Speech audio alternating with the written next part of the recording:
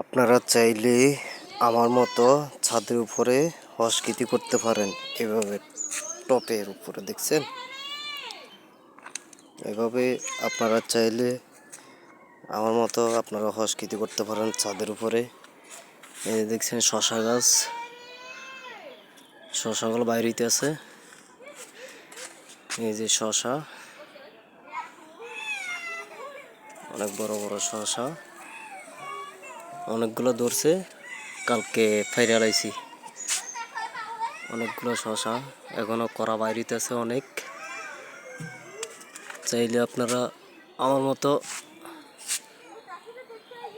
ছাদের উপরে হসকিতি করতে পারেন এইভাবে বস্তা দিয়া। দেখছেন, আমার মতো আপনারা করতে পারেন ছাদের উপরে, অনেক ভালো হইব। এই যে করলা গাছ, এগুলো হইল করলা হাইব্রিডের। তারপরে এটা হইল সিনেলি গাছ, আপনারা মুলাম বলেন আর কি, মুলাম গাছ।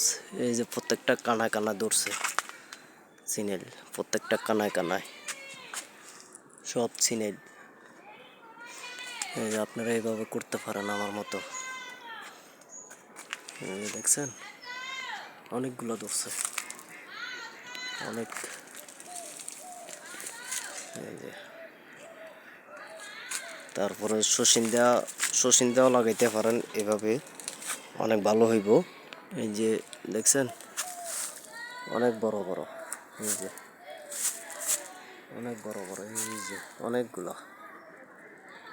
এই যে এইভাবে লাগাইতে পারেন আমার মতো আপনারা। এই দেখছেন, এই যে অনেক বাইরেছে, এই যে অনেক। তারপরে এই যে এইভাবে লাগাইতে পারেন আমার মতো আপনারা টপের উপরে, অনেক ভালো। দেখছেন এইভাবে লাগাইতে পারেন আপনারা, অনেক আছে। এই যে অনেকগুলা, এই যে এইভাবে লাগাইতে পারেন টপ দিয়ে। এটা হলো সিম গাছ, বটবুড়ি, দেখছেন অনেক। এই যে প্রায় 2 তরকারির মতো খাইছি, অনেক ভালো লাগছে। এই যে পুরোটা,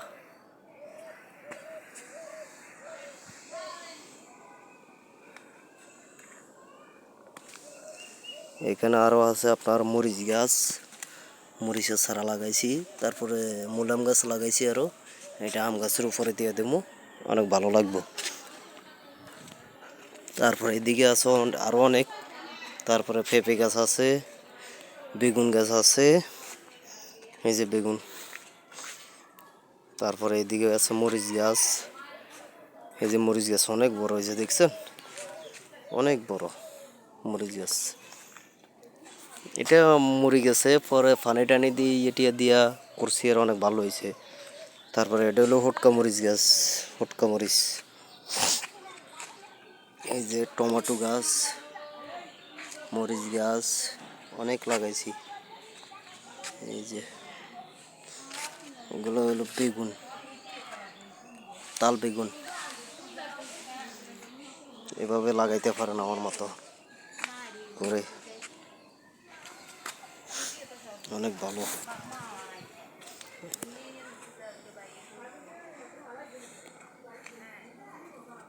এভাবে লাগাইতে পারেন।